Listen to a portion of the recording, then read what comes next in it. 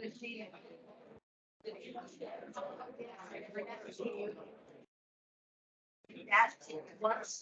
like sleeves over, and then one more sleeve like. You know, like.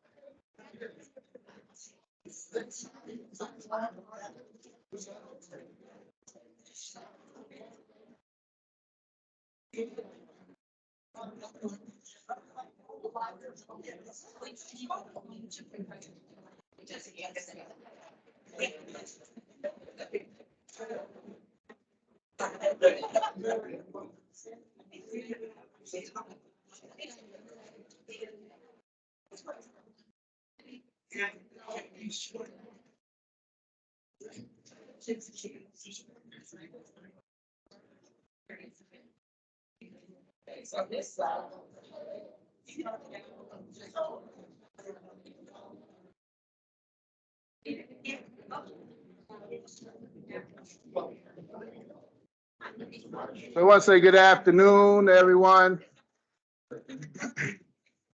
Thank you for being here. This is our, I believe, our third program here at Big Bend Hospice celebrating Black History Month. We're excited, we're delighted about all of you taking time to come to this program. I want you to know that all of the holidays we celebrate, all of the months we recognize in honor of all the communities that they fall under. So thank you so much for being a part of this program today. Looks really good in here. Let's give it up for Travia today because she's our manager. She's our manager, and the staff of the DEI department, Angela and Carlos. So y'all are here in here too, right? They're in the back. We want you to take all of this information in, this celebration in. If you don't have a food ticket, make sure you get one if you've signed up so you can have lunch at the end. Okay, so I'm a preacher. I can stay up all day long. But let me bring up Travia now, and she will take it from here. All right. You need a minute? Okay. I know. Let me see if I know any good jokes. No, let me. All right. All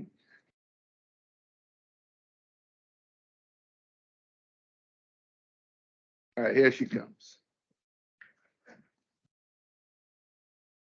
All right. Yeah. All right. Good morning. Thank you guys for coming. So, all right.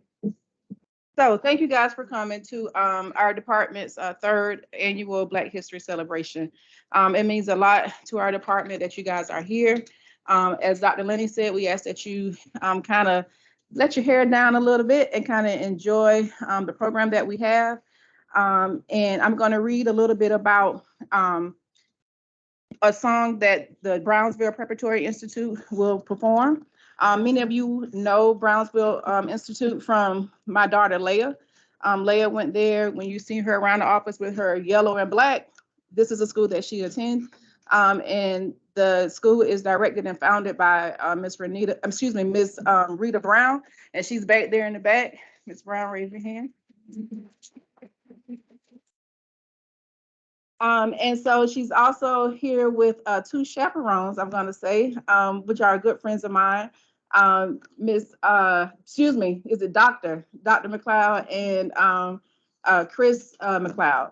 So thank you guys. All right, so a group of young men in Jacksonville, Florida, arranged to celebrate Lincoln's birthday in 1900. James Weldon Johnson and his brother, J. Rosamond Johnson, decided to write a song to be sung at the exercise. James wrote the words and his brother wrote the music.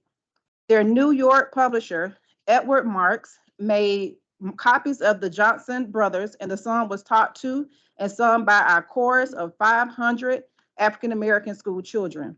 Shortly afterwards, James and his brother moved away from Jacksonville to New York, but the school children of Jacksonville kept singing it, and they went off to other schools and sang it. They became teachers and taught it to other children. Within 20 years, it was being sung over the South and in some of the parts of the country. Today, the song popularly known as the Negro National Hymn is quite generally used. And we'll have Brownsville Preparatory Institute that will be singing that song.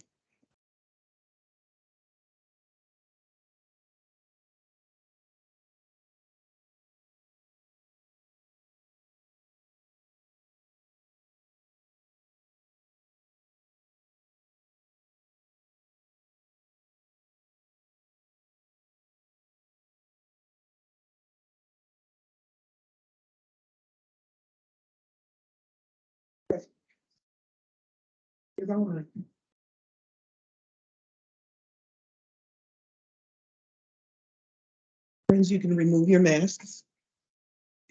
Okay. Just in a spirit of transparency, my name is Rita Brown. I own the Brownsville Preparatory Institute. We are 17 years old, and this is a third life for me. I came in and had a moment because the Big Bend Hospice was where my mom transitioned. And this is my first time in the building since then. And I did not realize how it would hit me. I'm okay, God is good, and children make everything better.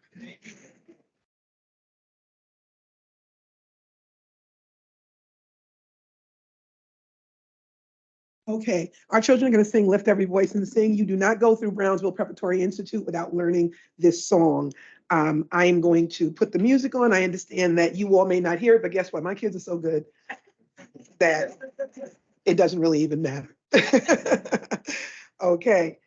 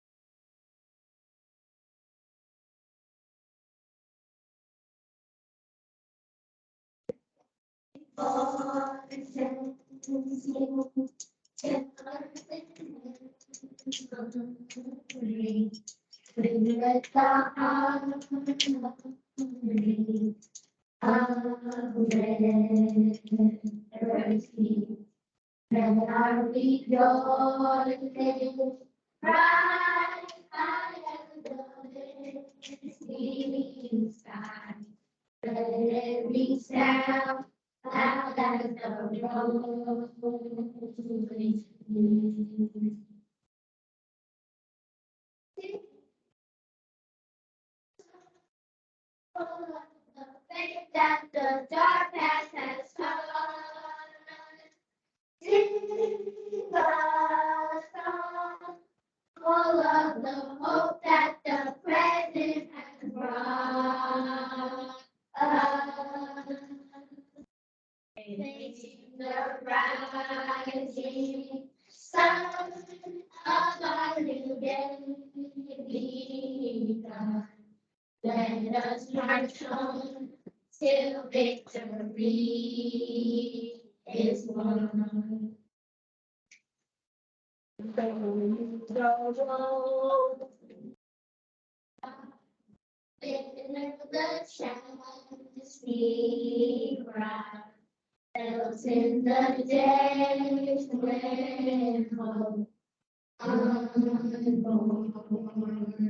had died, yet with the steady beat, how on our weary feet unto a place for which our Father sighed.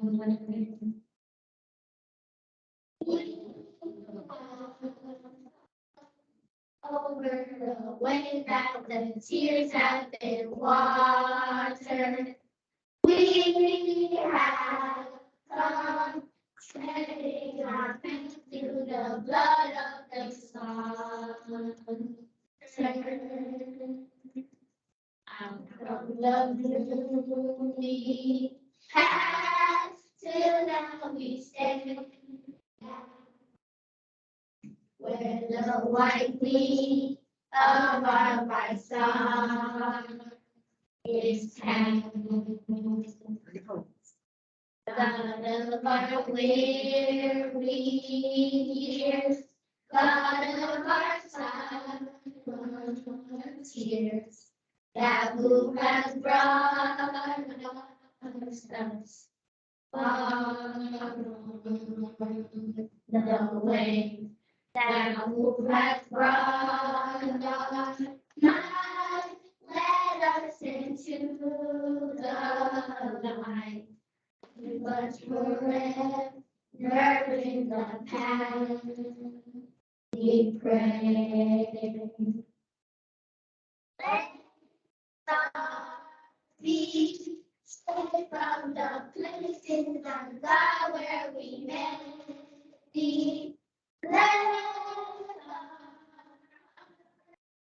with the wine of the world we forget. He that believe God can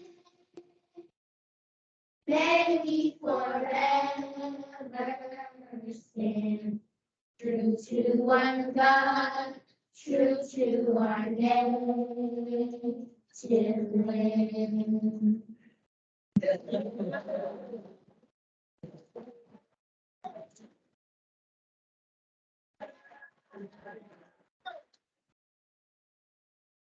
Thank you so, thank you so much.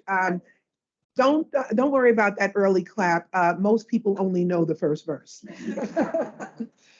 But we teach them all three. Ms. Cromartie, next on the program, are we continuing through? Because I understand there's a break. There's a break. Hmm? There's a break for you guys. They'll call you back. Very good. Thank you, ma'am. Stop.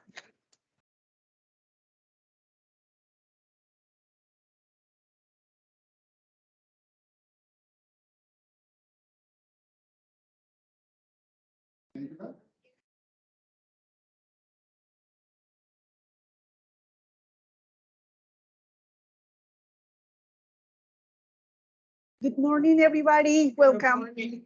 We're happy to have you all in here, and I'm gonna tell you a little bit of history facts about the Black History Month. So I'm gonna talk about a lady. Her name was Phyllis Whitley, and she was the first African American to publish a book of poetry. One of the books was named Poems of Various Subjects, and the second one was Religious and Moral. So, and this was published in 1773. She was taken at the time by the son of the Whitley family to England because she was trying to publish the books here in the United States, but they didn't believe that she was the one who was writing these books. So she was taken to England, and over there they did the first publication for her. They published the first book for her. She was born in Gambia, and sold to the Whitley family in Boston when she was 7 years old. She was emancipated shortly after her book was released. That's it.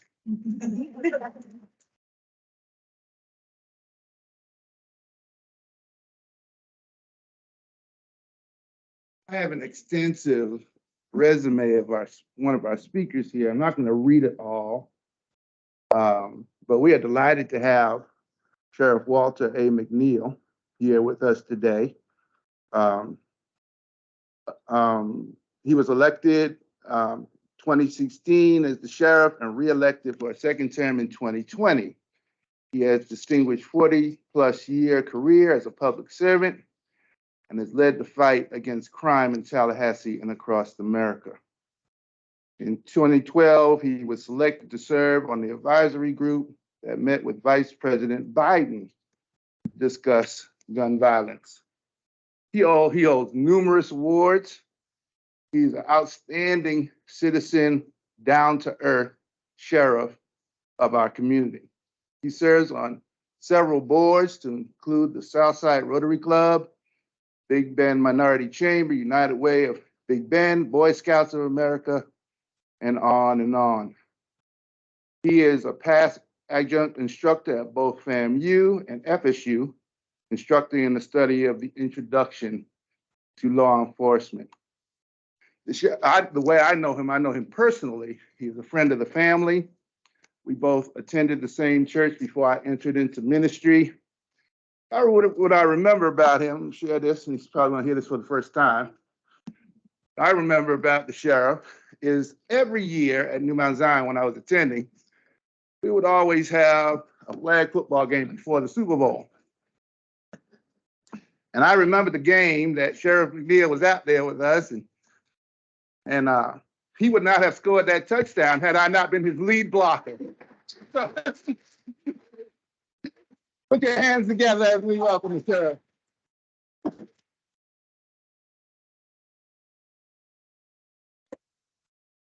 Thank you for that block, Pastor.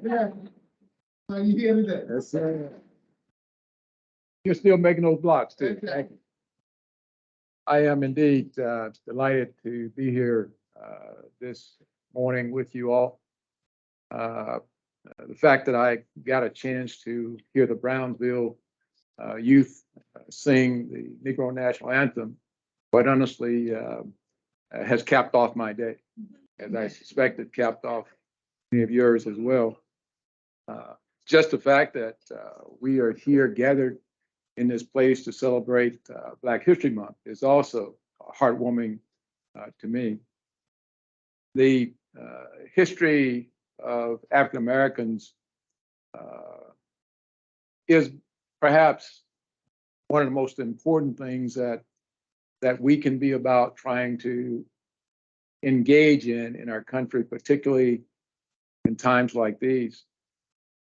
Fact is that African American history is American history, and I believe that to some extent it's both a great thing to see that we celebrate Black History Month, but it also points to how much further we have to go, because we have to take a day or a month out and isolate it and say, let's pay tribute to and acknowledge what Black folks have added to the fabric that makes America. That's why I'm thrilled to be here this morning.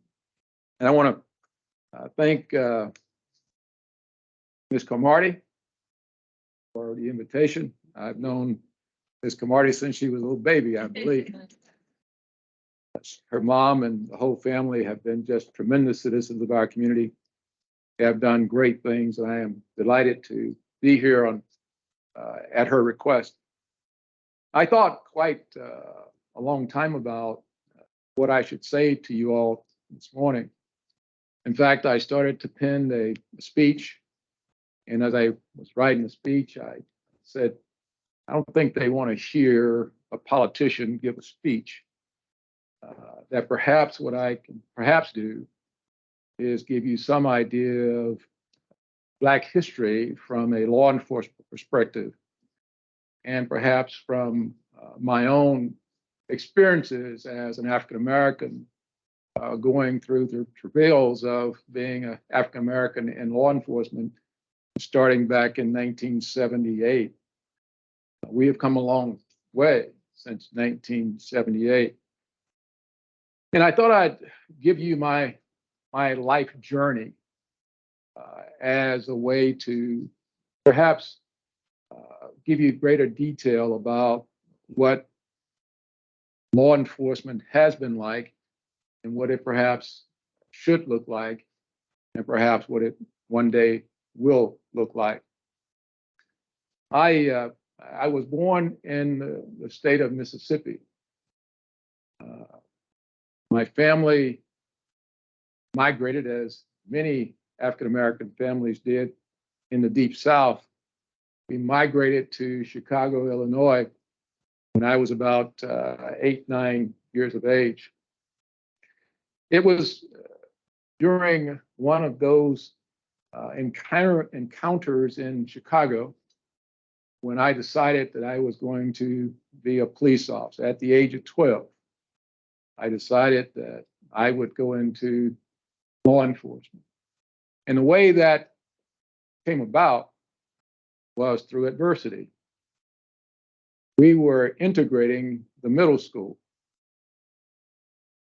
Henderson, and the police stopped our little yellow bus and surrounded the bus and came on the bus with billy clubs and pepper spray.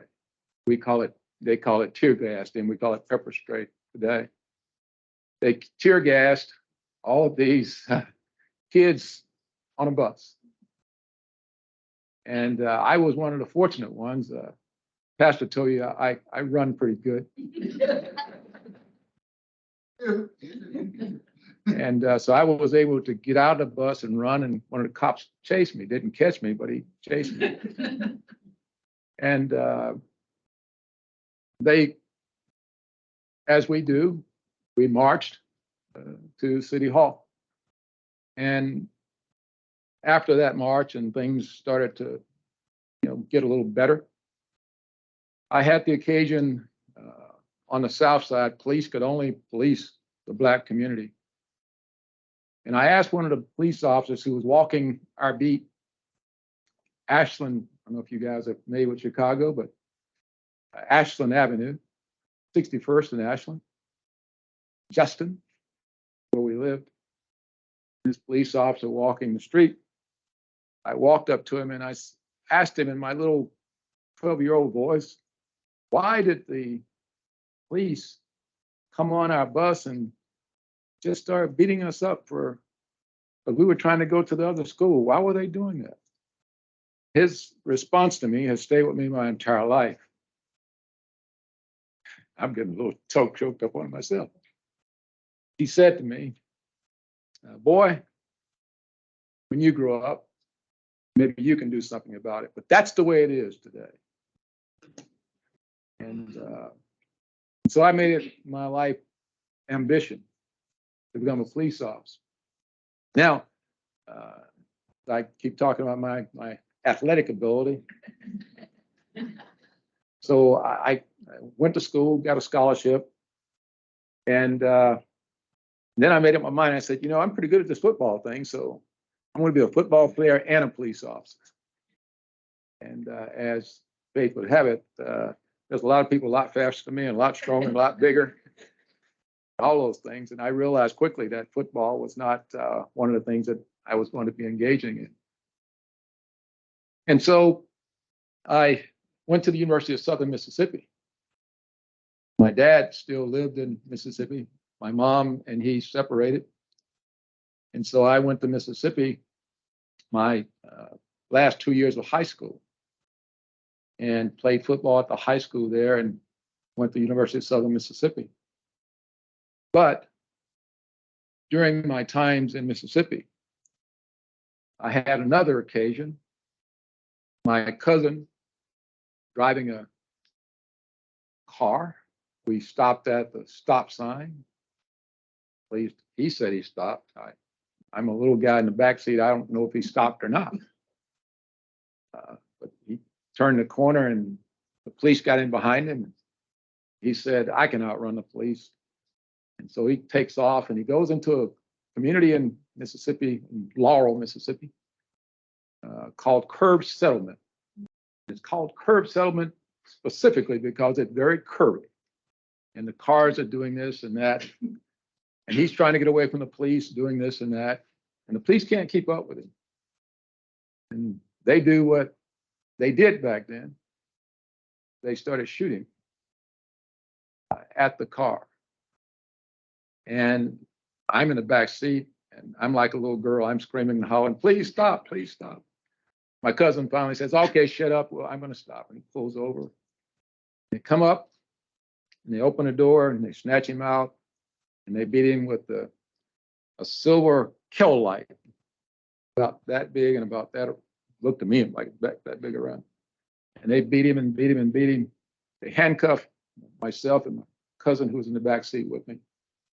And when they finished beating him, they took the handcuffs off and told us to walk home. And they put him in the back seat of the car and took him down and booked him.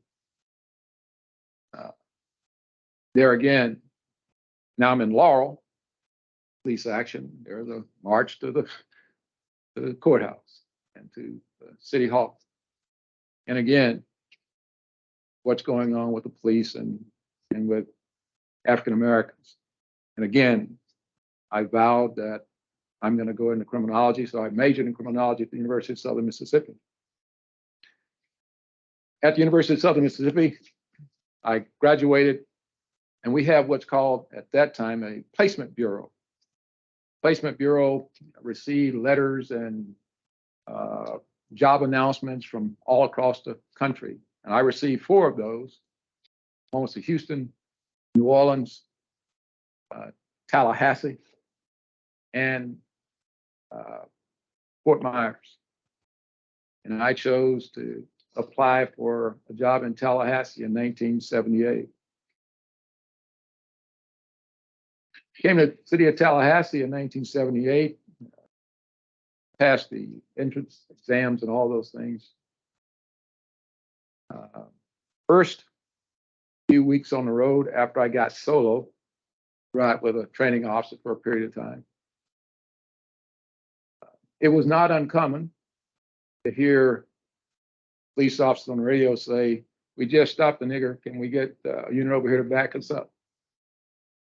That was common language in 1978. The city of Tallahassee hired a new police chief from Asheville, North Carolina, named Melvin Tucker. He came in as a reform police chief and went about changing all the cultural ills that the Tallahassee Police Department had back in the 70s. He put together a process by which promotion would take place. And before then, in the 70s, they had a promotional process, and there'd been only 2 blacks who had passed the exam, but they were called government sergeants, primarily because they curved the scores. The passing scores like in 75, and I think they made 60 on the exam. They curved it, or however you do that, which made them pass the test. And throughout their career at Tallahassee Police Department, they were never accepted as being truly qualified to be supervisors. My turn to take the exam. I became the first, as they would call it, the first bona fide police officer to be promoted to the position of sergeant. I passed the exam with an 89%. Nothing I bragged about, because in fact, I wanted to appeal the exam because I thought it was had some flaws in the questions. And the guy doing the exam said, look, kid, you passed the exam. Don't worry about it. But when I became sergeant in the Tallahassee Police Department, we had a great deal of work to do. I give most of the credit in my career to the new police chief who came in from Asheville, North Carolina, who started to change the entire culture in the Tallahassee Police Department. Primarily, to give an example, there was a culture that tried to, if you were competent, if you will, there were those who tried to get you out of the police department. I had the occasion of responding to a person who would cut his father's throat. I drive up to the scene. I get out of my car, walk up to the door. A young man is sitting on the porch. I can see inside that the person who's hurt is inside. So my first responsibility is to the person who's been hurt. So I look at this person and say, do you know what's going on? And he points, it's inside. So I go inside, have the ambulance coming. We're putting pressure on his throat. His throat's been slit. And we're putting tiles on and everything else to try to stop the bleeding. And once we got that situation taken care of, I walked back out to the screen door. And the young man still sitting there. And I said, because his mother just told me, he's the one that did it. So I go back to the screen door. He's on that side. I'm on this side. And I say to him, did you do this? And he said, yeah, I did. And I said, where's the knife? He raises his leg up, shows me he has a knife hidden under his leg. Big, long butcher knife, as they call it. And so I say to him, look, I said, tell you what, young man, you see that police car out there? Leave the knife and go get in that police car. Get in the back seat of that police car. He said, yes, sir. He gets up and he walks to the police car, opens the back door, gets in, closes the door. He's securely locked in. He can't get out. So my supervisor comes and he says, how did the guy get in the car? And I said, I asked him to go get in. He got in. He said, he's not handcuffed. And I said, I know. He said, well, policy says he has to be handcuffed. And I said, no, policy says he has to be handcuffed if I transport him. He's not going anywhere. And he said, no, we're going to write you up for that. That's a violation of policy. And make a long story short, police chief stepped in and said, no, not only did he do the right thing, he did the smartest thing you possibly can do. That is not to go into confrontation with the guy. And we're going to make sure that that's a part of policy from now on, that if you can get the person in the car without getting in a fight and all this, let's do it that way. I started to quit the police department at that point because I could see that there was a little bit of a target on my back as well. There was a whole group of folks who were insisting that I should be fired or let go because I was still on probation. Well, not long after that, the police chief promoted me to sergeant. And my first week, believe this only God can make this happen. My first week as a sergeant, I get a call, my team gets a call, because I'm a supervisor of about 6 people. My team gets a call to the same address. The same address. They're responding. I'm ways away from the deputies who are officers who are at that location. So this time, the son is back at the house. He's killed his father this time. He shot him with a shotgun. And he's standing on the porch. He's already fired at our officers who are at the scene. And they're all pinned down, quite honestly. They're pinned down behind their cars and behind trees. And I get there and I get out and I skillfully make my way around the house, and because he's looking at them, he's not looking to the lateral side of the house. So I sneak up as close as you and I are to him, but I'm behind a big oak tree. And I say to him, I put my gun, I've got it on him, and I say, put the shotgun down. And he turns and looks at me. Now he's got the shotgun pointed to the ground. But he's standing there with the shotgun like this. And he looks at me, and I said, put the shotgun down. He just drops the shotgun.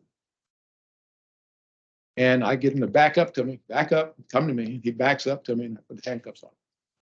Well, all those folks who were pinned down filed complaints against me, saying that when I got there, I should have shot and killed him because he had already indicated, had shown he would kill police officers. This big thing that, again, trying to get me fired. And quite honestly, yeah, I prayed to God. I said, you know, I don't need to put up with all this. And the police chief, some couple of years after that, promoted me to lieutenant. I tell you that story to give you some concept of what, and I can imagine. This was in little Tallahassee, Florida. I can't imagine what police officers across our nation went through trying to improve the conditions of law enforcement in our nation.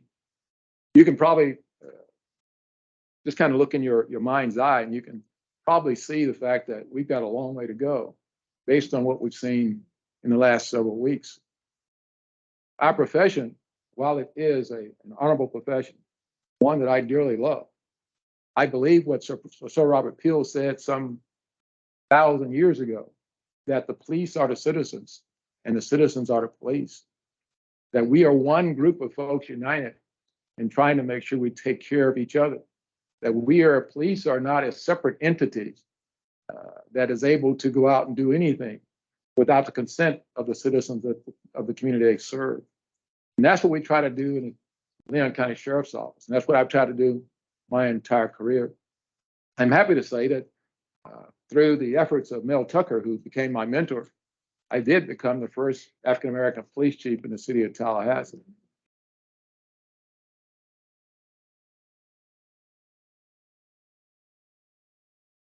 But I appreciate the applause, but there's just so much more work to be done in my profession.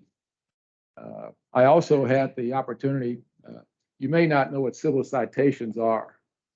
Civil citations were created by me when I was police chief to say to kids who were on the streets or engaged in minor crimes. I'll never forget as a kid, and this is some of why civil citations came about. I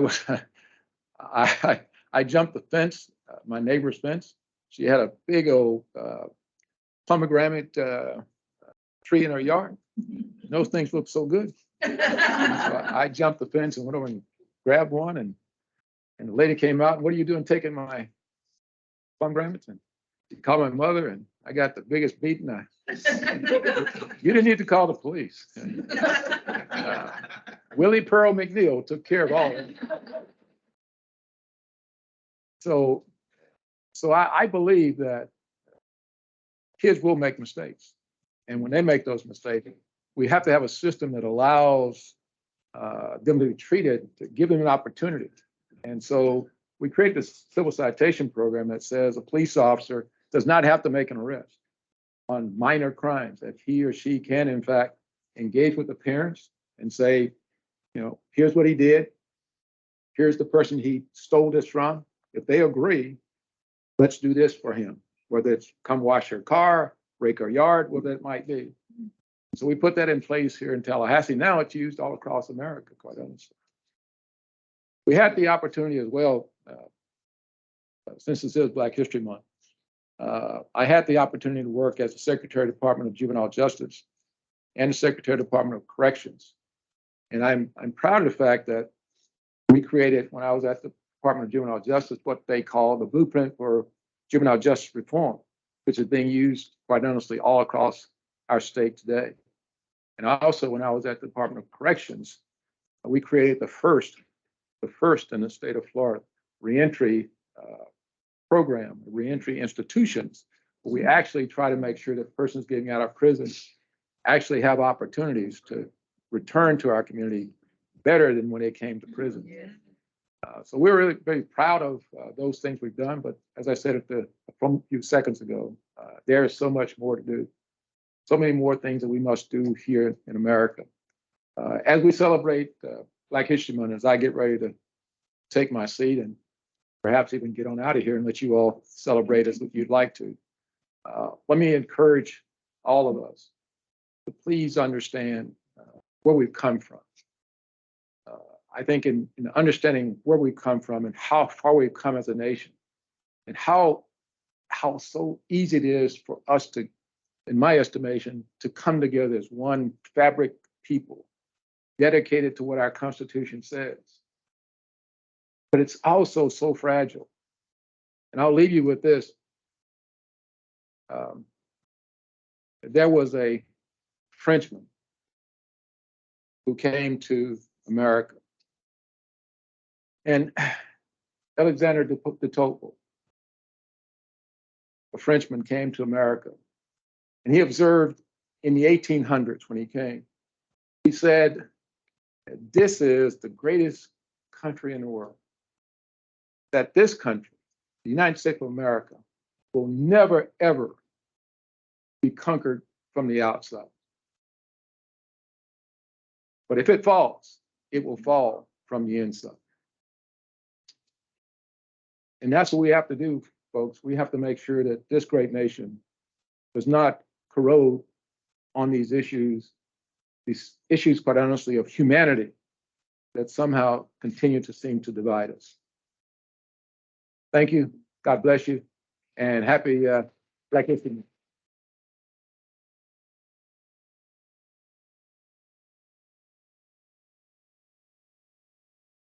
Let's give him a hand. Thank you, Sheriff, and thank you for sharing your experiences. And we know that you're very busy seeing about the city and county, and don't want to take up your time having you to stay to the end of the program. But we would like, Trey, I'm gonna do a little point of privilege here. I do it every Sunday at the church. Do it there.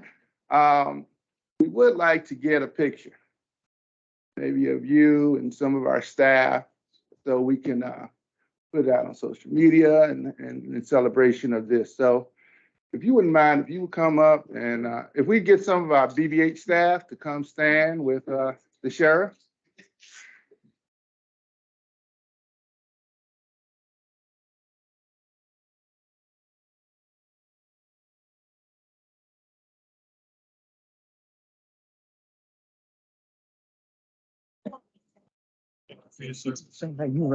Come on, Miss Wood. Now, you better look there with the sheriff.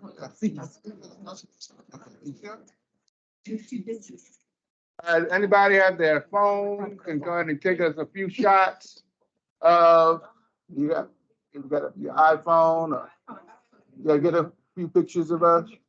Mhm. Two, three. One, two. All right, thank you so much. Okay. Yes, all right, yeah. Children, let the children come on up. Come on, kids. Come back. Take the kids before you leave. The children want to take one with you. Come on, kids.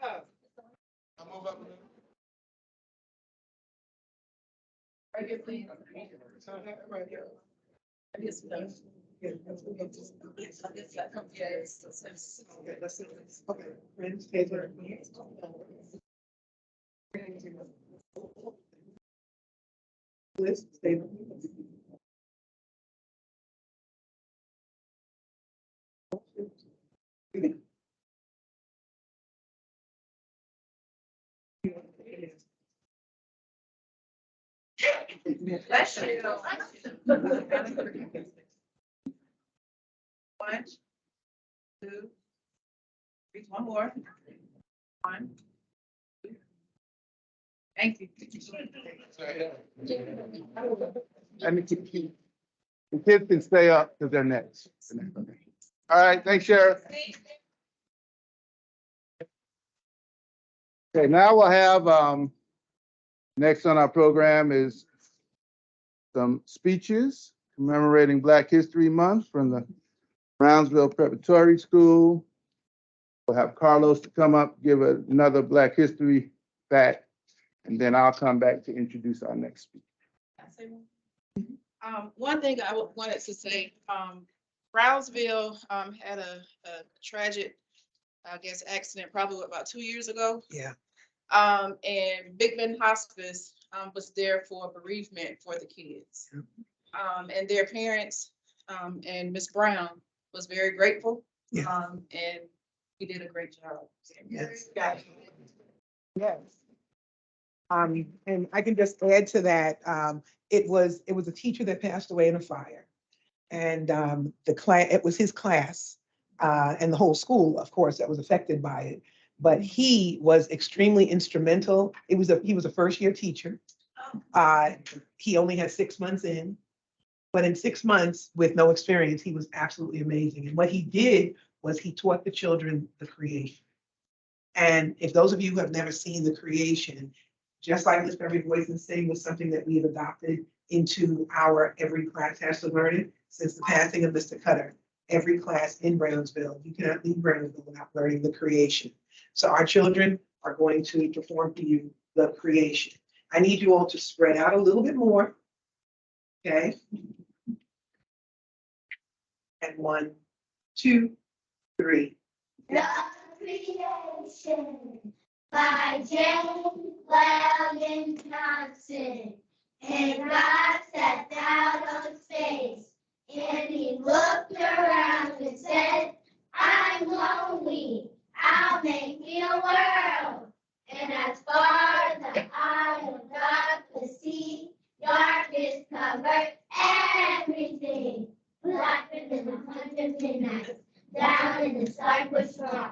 Then God smiled, and a light broke, and the darkness rolled up on one side, and the light was shining on the other.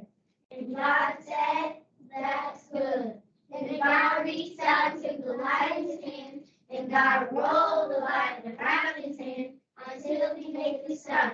And he said, that's not the blaze in the heavens.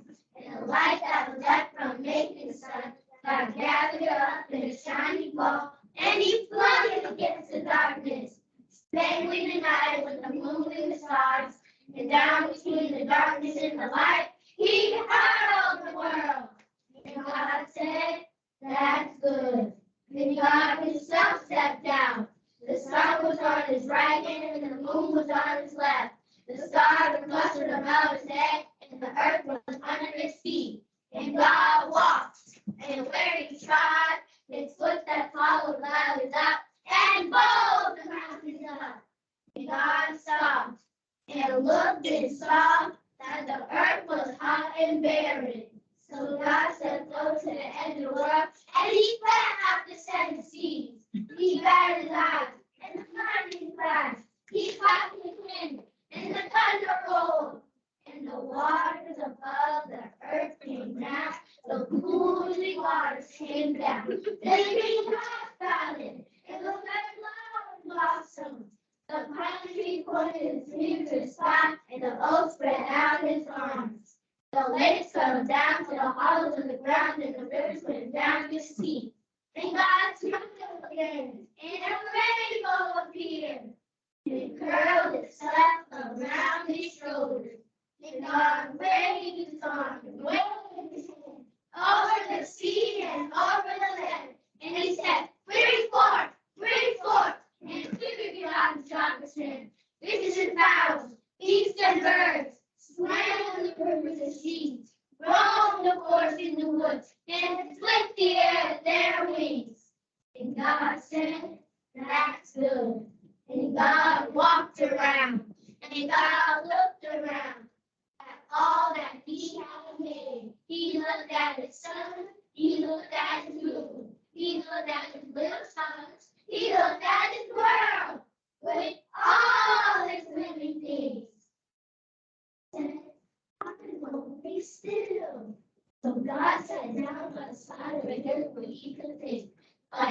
by the river, he sat down. With his head in his hands, thought and thought till he thought, I'll make me a man. Up on the back of the river, God scooped the clay. And by the bank of the river, he kneeled it down. And there, the great God Almighty, who loosed the sun against his son, who flung the stars from the heart of the night, who rounded the earth in the middle of the pit. Did it wake up? Over her baby, kneel down in the dust, boiling over a lump of clay, till it shaped in his own image, and to it he blew the breath of life. And man became a living soul.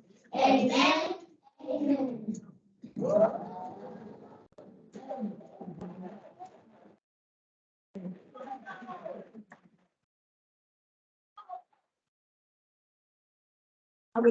I would like to say to you that most would say, wow, Brownsville Preparatory Institute is a wonderful performing arts school. But believe it or not, we are most known for teaching 3-year-olds how to read. And by the time they are these children's ages, they're reading chapter books, writing whole pages, and they also are extremely good at math. Can I have my 9s, please?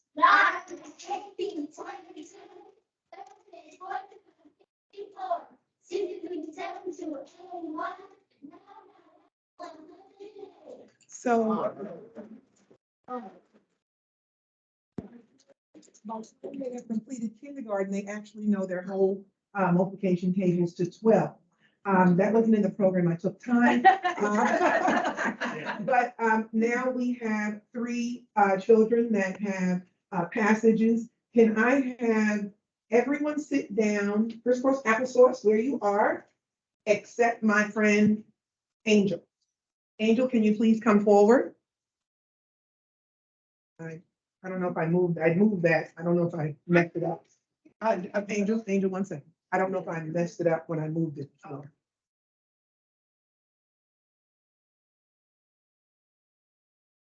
They all have excerpts of Martin Luther King speeches. I think it's very timely in Black History Month for us to remember that a peaceful way to change the world is an important thing. Angel, begin. And led on the grand hills of Georgia, the sons of former slaves and the sons of former slave owners will be able to sit down together at the table of brotherhood. I have a dream that even the state of Mississippi, a state sweltering with the heat of injustice, sweltering with the heat of oppression, will be transformed into an oasis of freedom and justice.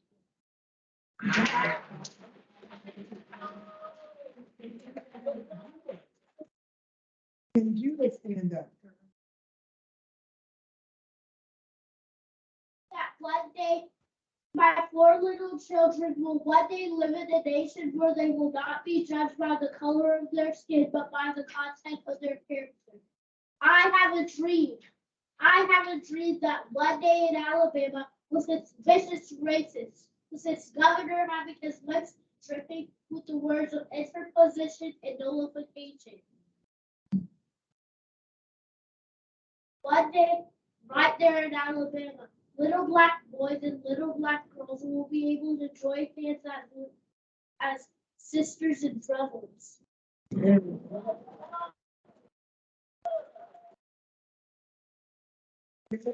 Warren McLeod.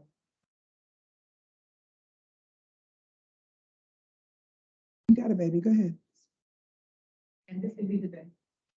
Yes. You ready? Come here. Come here.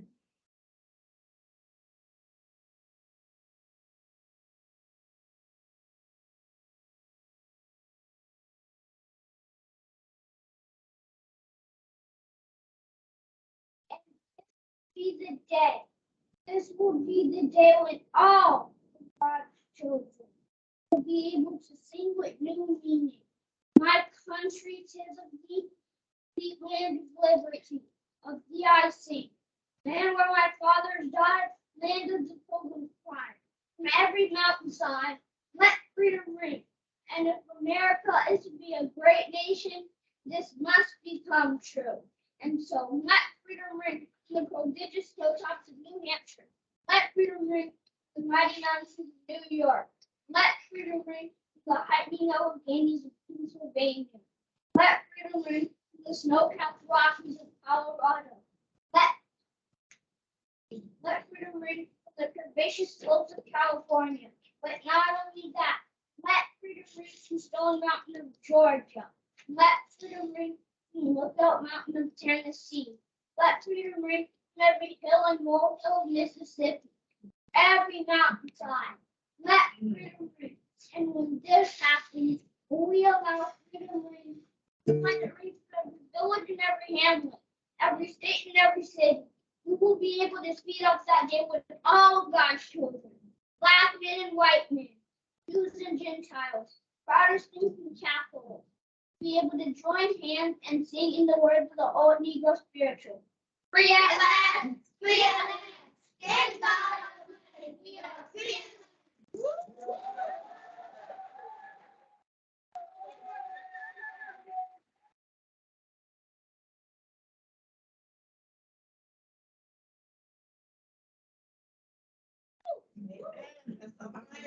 Marty? All right. Stand. So on behalf of Dickman Hospice and the Diversity, Equity, and Inclusion Department, we have little bags for you guys, and we just want to thank you for coming. I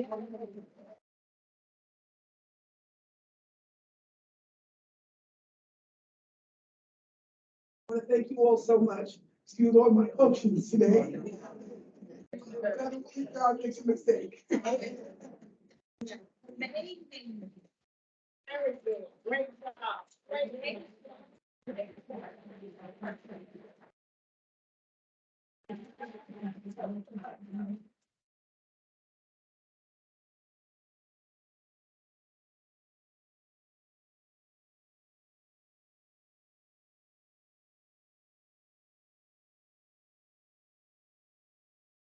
Hi, everybody. So I'm just gonna give you another little history, Black History Month fact. In case you didn't already know, and thank you for coming, performing.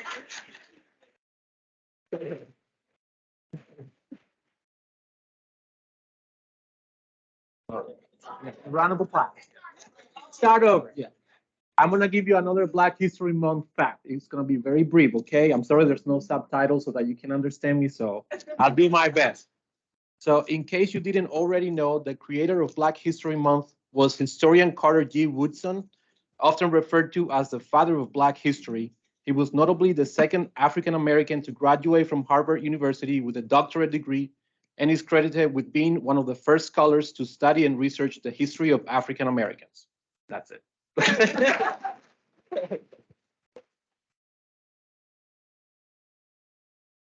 Let's give another hand for those kids. Good.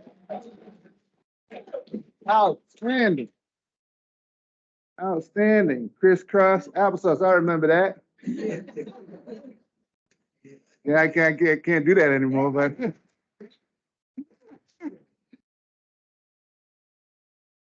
Dr. Janae Crump has been serving her life's passion, the education arena, for 25 plus years on all levels, state, district, and local settings.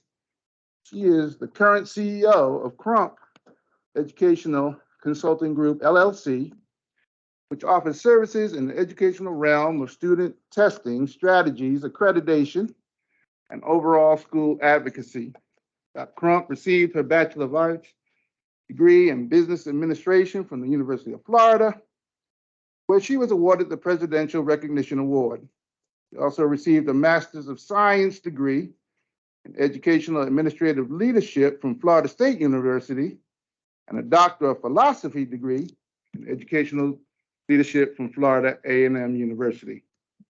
A belief that good nutrition has a direct impact on the student's ability to learn led her to explore policies on school breakfast programs for her dissertation research. She was born originally from Atlanta, Georgia.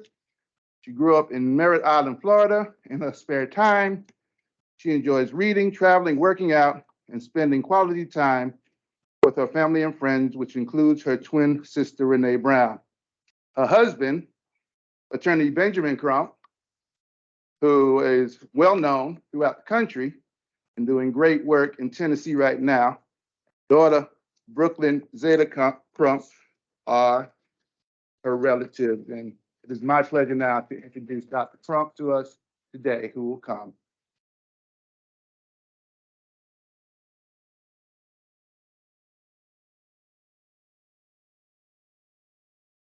Thank you so much for that warm welcome. So, good morning, everybody. Good morning. Happy February. Happy Black History Month. Yes, we are here. Can't believe we're already in the month of February.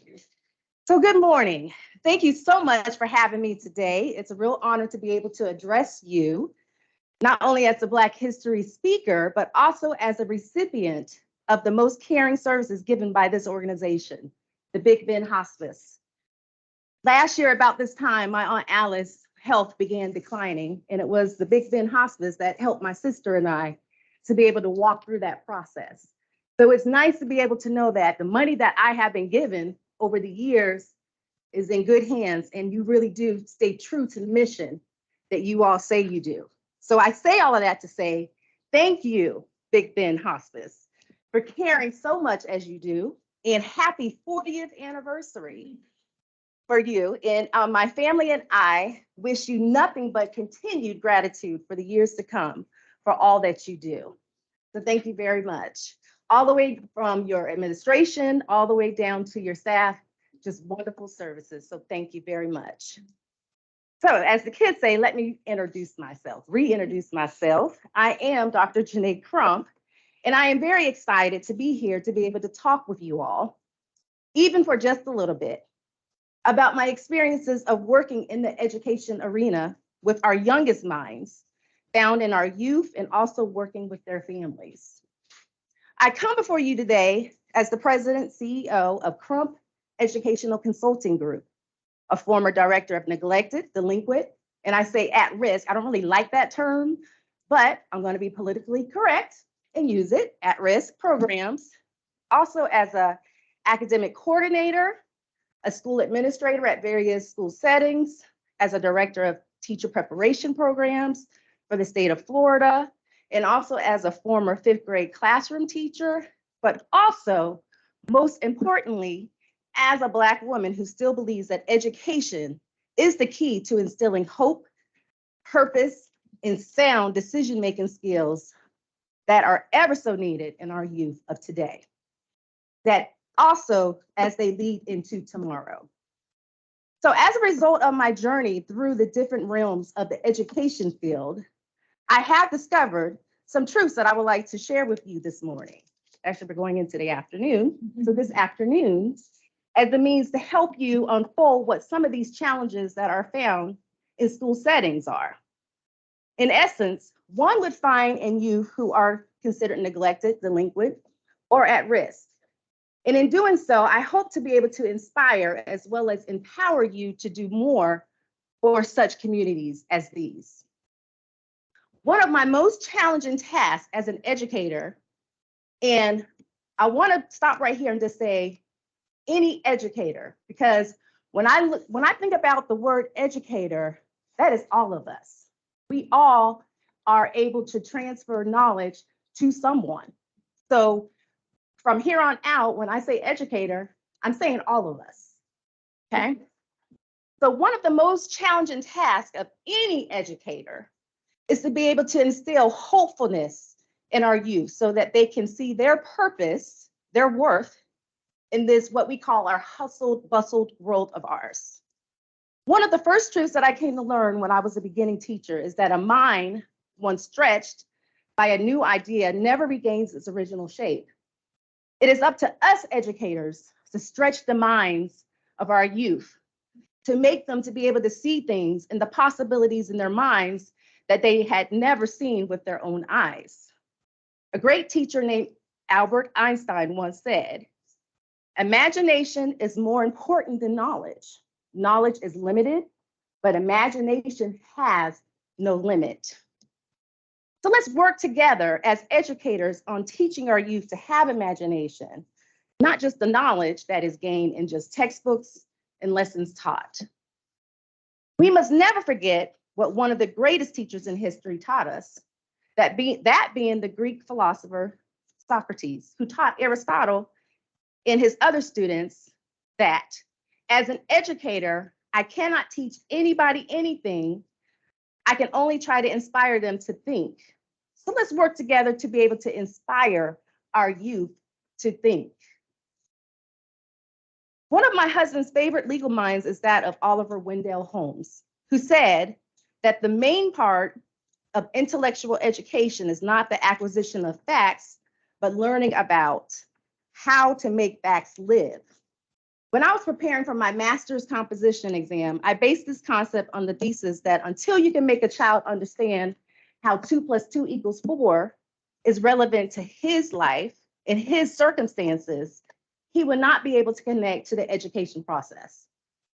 But once he understands what 2 + 2 = 4 means in his life and what education can afford him in his life, how education will be able to empower him in this world, then he will be able to seek education as an essential part of his life, just as breathing air is to his existence.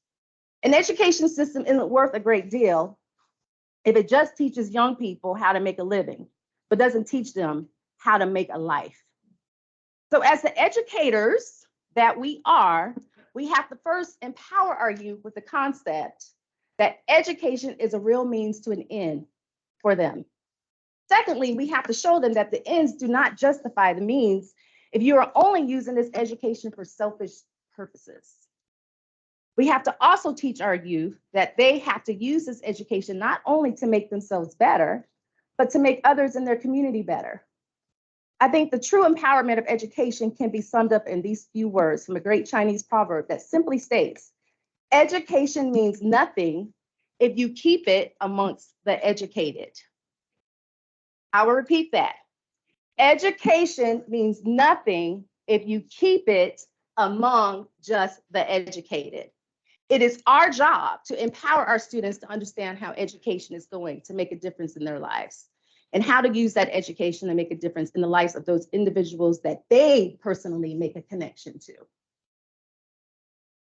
Furthermore, we as educators, our ultimate goal is to be able to emancipate our students through education. That is to make them become free thinkers. A good teacher is one who makes herself progressively unnecessary. We must teach our youth that the only person who is educated is the one who has learned how to learn and change. The youth must know that the teacher won't always be there to teach them all the way throughout their life. Have you heard that one before? Even with your children, we will not be here the whole time. And so we always want to make sure that they are standing on their own. So it's important for them to learn how to think on their own accord. This is one of the biggest challenges in education, to get this across to our youth, but is our ultimate goal. The aim of education should be to teach us rather how to think than what to think, rather to improve our minds so as to enable us to think for ourselves rather than load our youth's memory with the thoughts of what other men think. Because as educators, we most importantly must teach our youth the lesson by one of our greatest teachers, which you've already heard from, the great fact of him, the father of Black history, Dr. Carter G. Woodson, who said, when you control a man's thinking, you do not have to worry about his actions. You do not have to tell him to stay here or to go yonder. He will go without being told. You do not have to tell him to go to the back door. He will go without being told. In fact, if there is no back door, he will cut one out for his own special benefit. Therefore, one of the biggest jobs as an educator is to teach our children how to think for themselves. This is what was demonstrated by the statute at Tuskegee University by the great teacher Booker T. Washington. By removing the veil of ignorance from the slave, thus emancipating his mind. This statute that stands there today demonstrates that education and freedom go hand in hand. So once the youth realizes that education is freedom, they can then be able to visualize the reasoning of what Fannie Lou Hamer stated. If they don't let you sit at the table, then you make your own table. This is exactly what the free thinking concept that I referred to previously, and where youth at this point, if they get it, will understand their purpose, and they will be able to have hopefulness and purpose in life and direction on where to go with that. And we have to make a promise to ourselves, each and every one of us, that we will live our creed and say to ourselves through affirmations. Who in here does affirmations? I do affirmations all the time. I teach it to my daughter. I teach it to students. Affirmations are so important because it basically states in word, through wording, that this is who I am. And once you begin saying it so much, what do? We believe it. We begin to believe it. So I say all that to say affirmations. I am to be considered.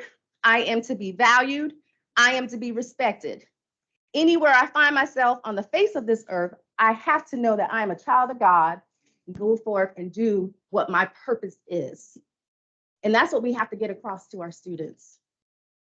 As educators, we help our youth to remember the concept that nobody can make you feel valued and respected unless you first respect yourself.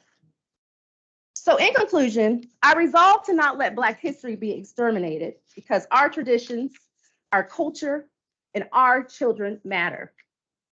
Our children matter, and that's all children.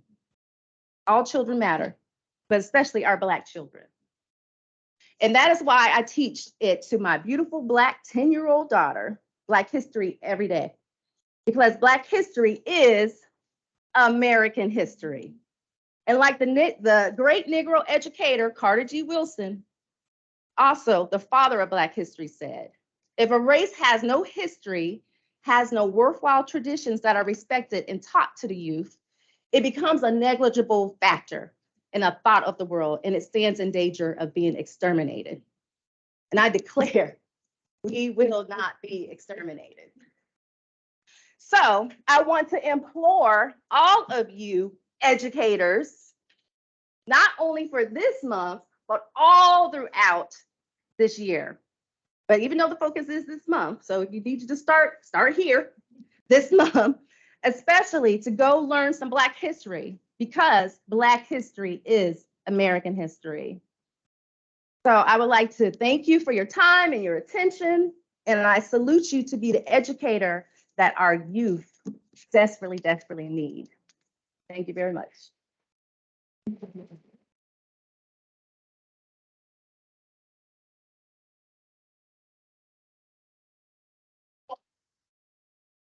I must say, I have to say, my daughter did go to Brownsville. All about the Brownsville way. And if you want to come and anybody from the staff want to take a picture with Dr. Crump, come on up and we'll get this picture. Coming up. Come on up, come on up. Get a picture with Dr. Crump. Come from. We got a punch.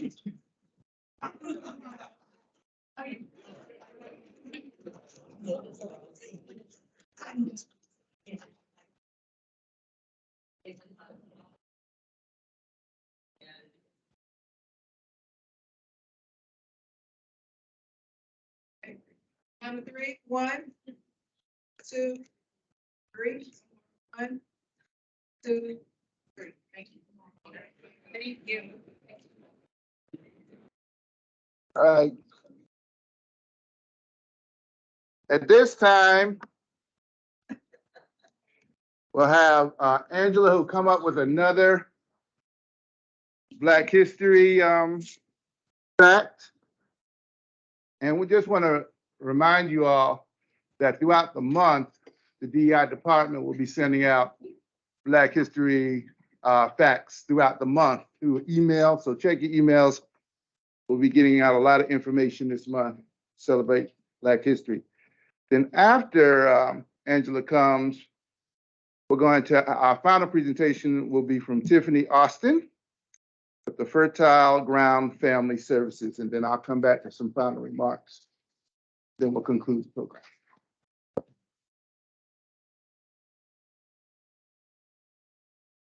Hello again. Another Black History Month fact, and this one is about James McCooney Smith. Who knows who this person is? I'm gonna let you know so you don't forget. So he was the first African American person to earn a medical degree. He also started the first nation pharmacy under Black ownership and was the first African American to have their work published in a peer-reviewed medical journal.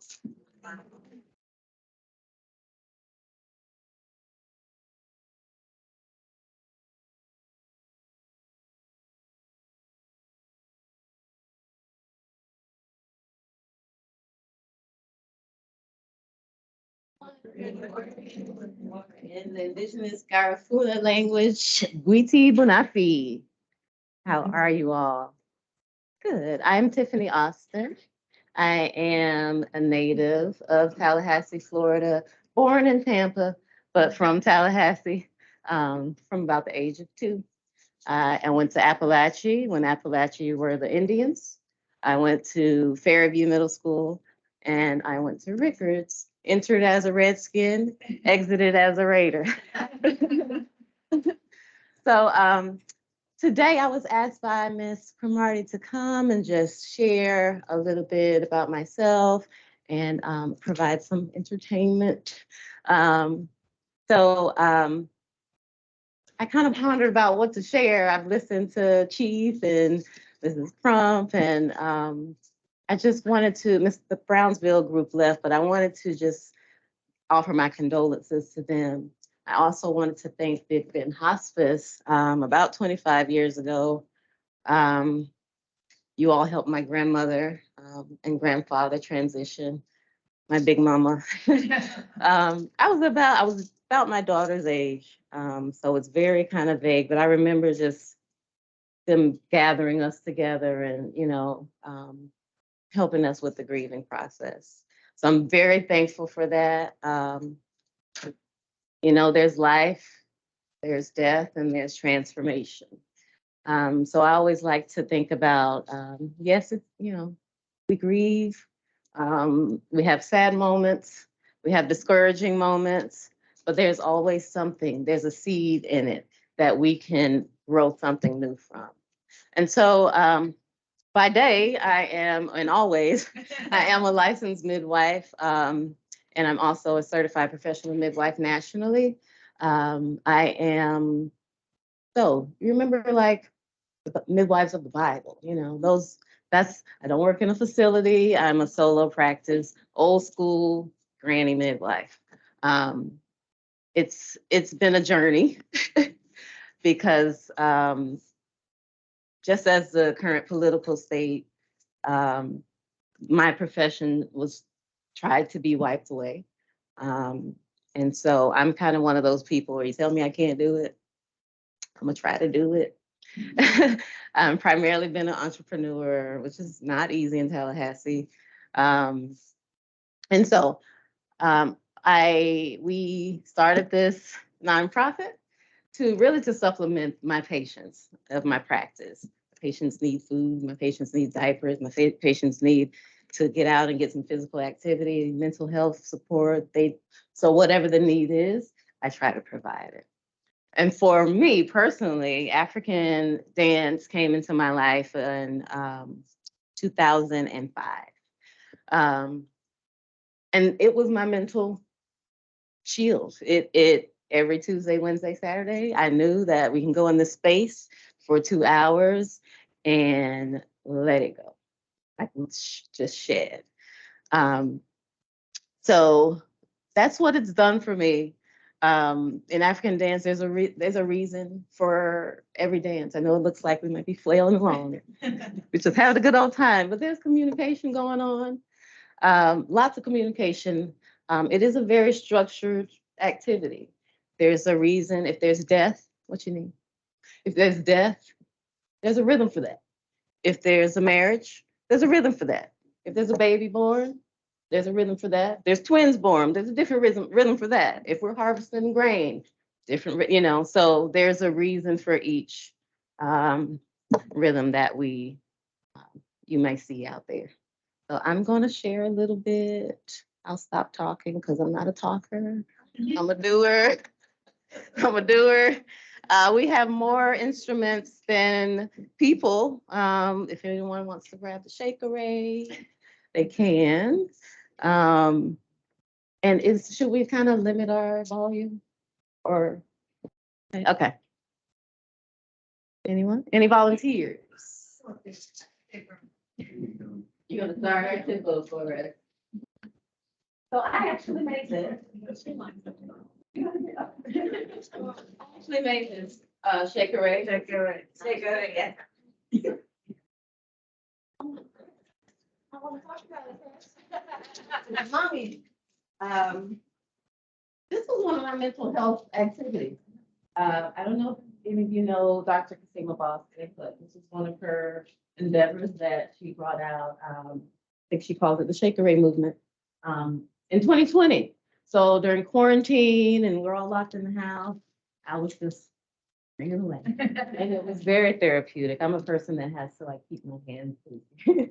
So this instrument, and where you left or right hand? Right hand. So you hold it here, and what you do is just drop it into the other.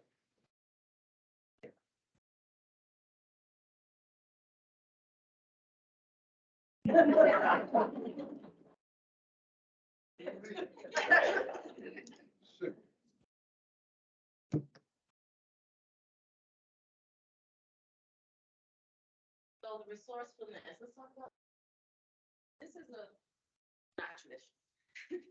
These drums here are traditional drums and they with usually goat skin, and sometimes cow, sometimes beef.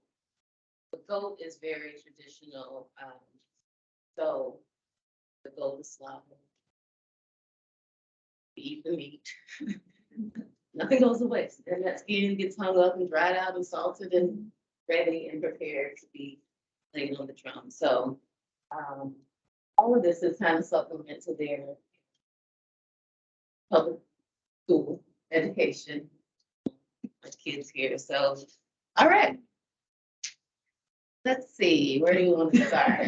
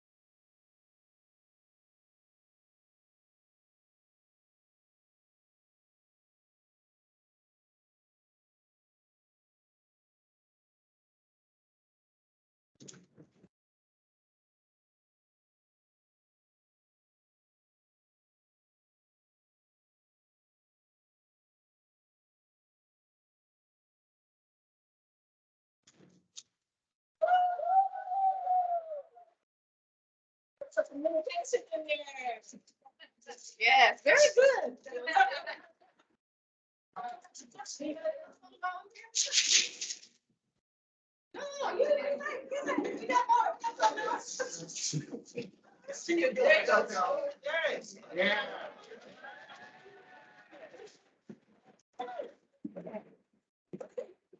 Thank you. So, these are shaka. Decorating shaka. These are traditional to Belize, Arab people. And I was gifted these, and I love them. Just they're different from, it's a different feel. And just to know that someone made them for me and they were blessed by the priests of the village and everything. Okay, so for these, you're gonna hold them. And you go up, thanks, up, love it.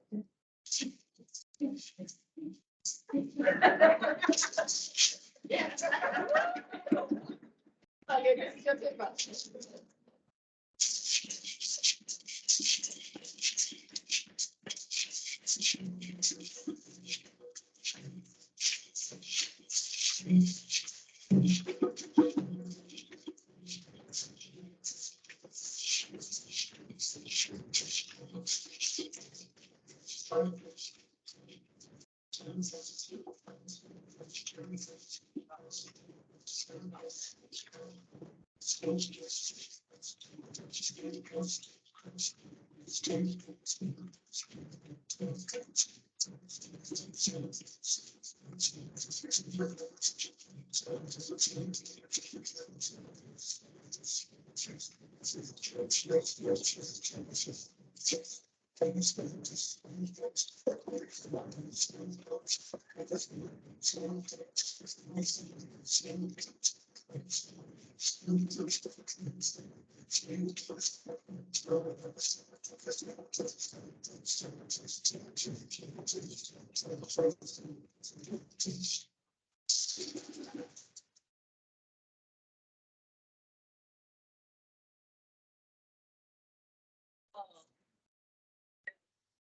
No, you don't have to be a musician to play an instrument. I also teach class and I'm trying to people tell me, I can't dance. But you walked in here, didn't you? And so we have to start thinking about or rethinking the way we talk about ourselves and our abilities. When they were small, I always told them, well, you can try. You know, you can't say you can't if you didn't even try. So,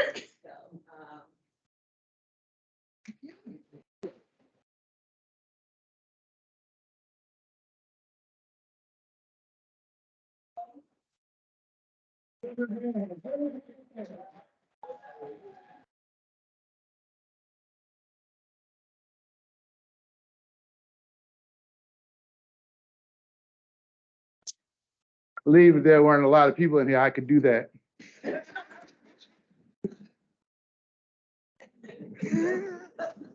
No, I think I could. I think I could. Since we have people on teams, I don't want to give everybody a hand today.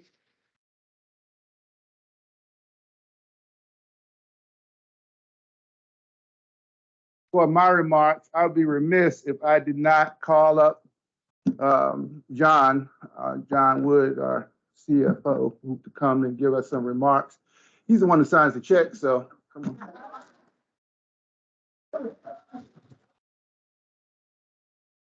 on. So no prepared remarks, but this has been an amazing event. So thanks to everybody, Sheriff, Dr. Crump, the team, I mean, and the kids. I mean, just an amazing event. Certainly very educational for me, so helpful, and so just timely, right? Anyway, just thank you all for coming and look forward to what's next. Obviously looking forward to the food outside, I think. There, right? I saw that out there. I was hoping to get a plate before I walked in, but Dr. Lenny said, no, I have to wait. So anyway, but thanks again for coming. It's such a blessing for you to be here.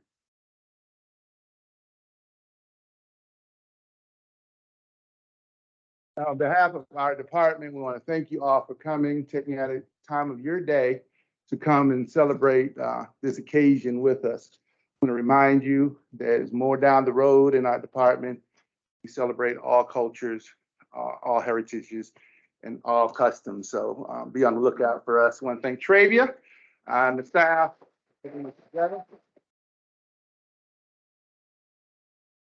This is our third event, and at every event, we provide food for these events. And you need a ticket, though.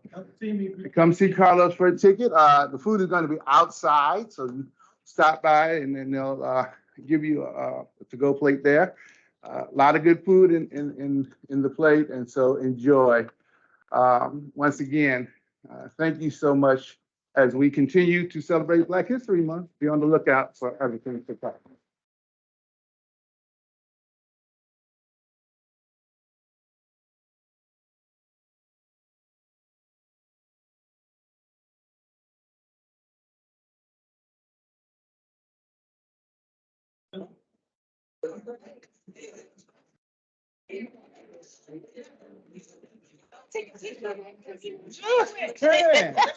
Yes, ma'am. Oh, yes, ma'am. Thank you. Okay. Oh, okay, I'm sorry.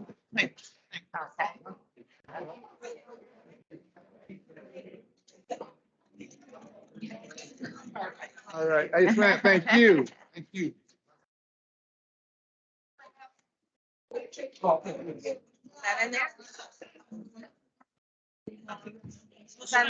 I just want to move this and get this out. Okay.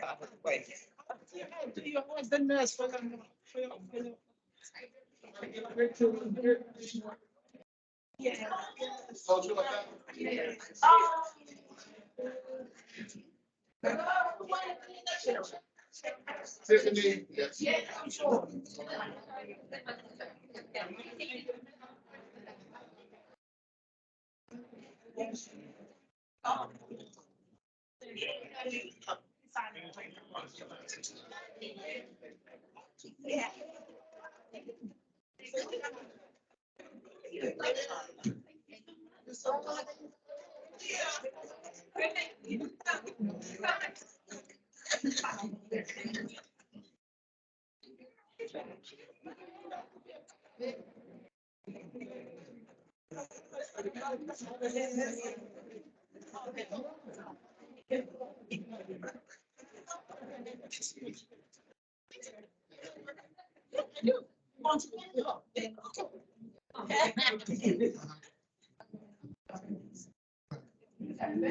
All right, on the count of three. 1, 2, 3, hold on. 1, and I think this gentleman want to take 1, 2, 3. Okay, you can go ahead. Yes. Okay.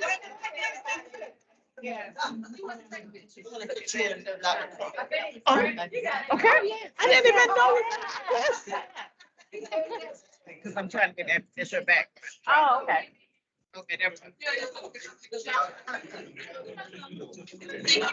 go. I'm sorry. Thank you.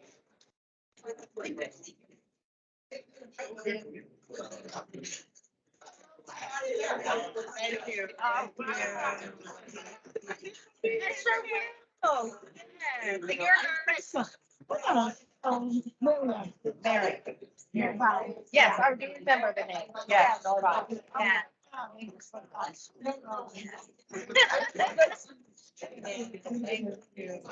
Yeah. You better be confident there. That's my trooper baby. She is a trooper. I always slow down when I pass. Yeah. It's so sweet. She's love with me. Oh, yeah. Whatever, whatever you have to do.